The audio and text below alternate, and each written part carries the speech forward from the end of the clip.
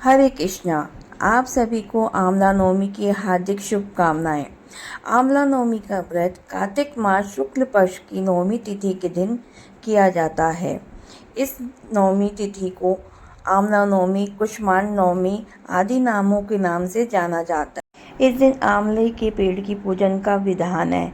इस दिन भगवान विष्णु आंवले के पेड़ में विराजमान होते हैं, तो आंवले के पेड़ के नीचे भोजन बनाना, खाना और पूजा करने का बड़ा ही महत्व है। ऐसा कहा जाता है कि आंवले के इस दिन पेड़ के नीचे भोजन करने से सभी पुण्य का फल प्राप्त होता है।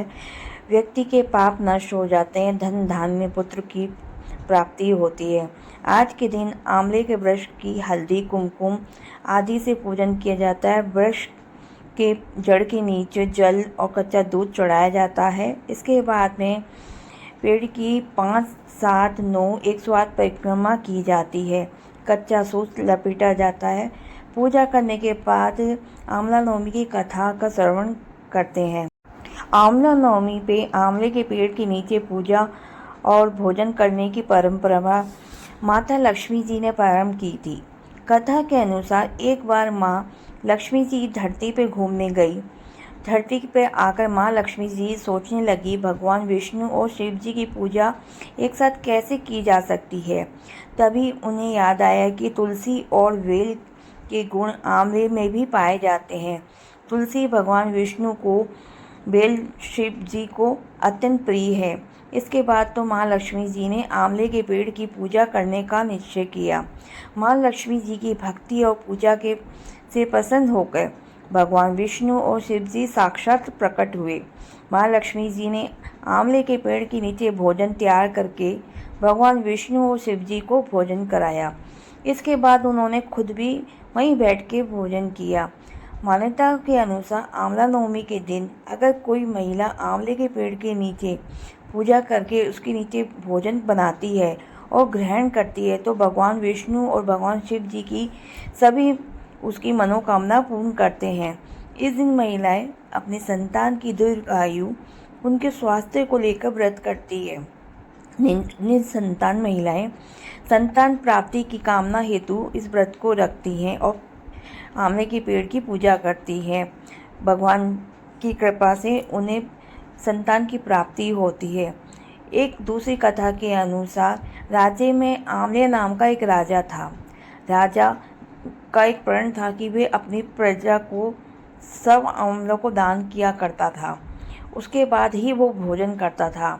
राजा अपनी प्रतिज्ञा के अनुसार ऐसा ही करता रहता था, लेकिन उसके बहू बेटों को ये बात पसंद नहीं आती थी।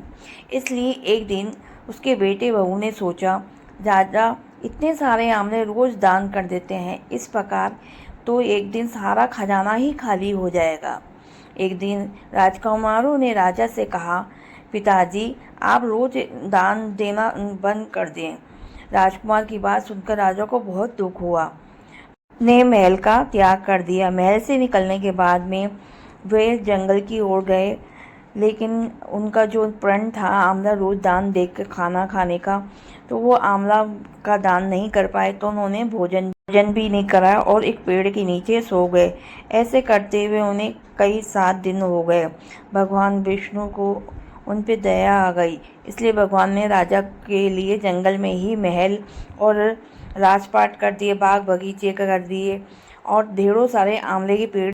जब अगली सुबह राजा रानी ने ये देखा कि जंगल में उनके राज्य से भी 2 गुना राज्य बसा हुआ है, तब राजा रानी से कहने लगे, देखो कभी सत्य का साथ नहीं छोड़ना चाहिए। देखो हमारे लिए यहीं भगवान ने सब कुछ कर दिया है, चलो नहा धो के आंवले का दान करें और फिर उसके बाद भोजन करें। राजा रानी ने आंवले का दान करके भोजन ग्रहण किया, खुशी खुशी अपने नए महल में रहने लगे। उधर आंवला देवता का अपमान करने से, माता पिता से बुरा व्यवहार करने के कारण राजकुमार के बुरे दिन आ गए। उसका राज्य शत्रु ने छीन लिया। वे अपने दाने दाने को मोहताज हो गए, काम ढूंढने निकलने पड़े। पिताजी के राज्य में ही आ पहुँचे। उस समय उनकी हालत इतनी बिगड़ी हुई थी कि पिता ने उन्हें पहचान नहीं पाए। अपने यहाँ काम पर रख लिया। बेटे बहू सोच भी नहीं सकते थे कि उनके माता पिता इतने बड़े राज्य के मालिक हो जाएंगे। सो उन्होंने अपने माता पिता को नहीं पहचाना। एक दिन बहू ने सास के बाल गूंथ रही थी, उसकी पीठ पे एक मस्सा देख लिया। ये सोचकर उसे रोना आ गया, ऐसा मस्सा तो मेरी सास के भी था। हमने ये सोच के उन्हें आमले दान करने से रोका था कि हमारा धन नष्ट हो जाएगा। आज वे लोग ना जाने कहाँ होंगे। ये सोचकर बहू को रोना आने लगा और आंसू टपक कर सास की पीठ पर गिरने लगे। रानी ने तुरंत पलट के देखा, पूछा कि तू क्यों रो रही है? तो उसने बताया कि आपकी पीठ पे जैसा मस्सा है ऐसे ही मेरी सास के भी। हमने उन्हें आमले दान करने से रोका था, इसलिए वे नाराज होकर घर छोड़कर कहीं चले गए हैं। तब रानी ने उन्हें पहचान लिया, सारा हाल पूछा और अपना हाल भी बताया। अपने बेटे बहू को समझाया कि दान कर धन कम नहीं होता बल्कि बढ़ता है। तब बेटे बहू भी अब सुख से राजा रानी के साथ रहने लगे और आमलों का दान करने लगे। इस प्रकार आंवला नवमी के दिन आंवला का दान करने से ही बड़ा ही पुण्य फल मिलता है। धन दौलत की वृद्धि होती है, सुख शांति घर में बनी रहती है। आंवला का दान हमेशा करना चाहिए।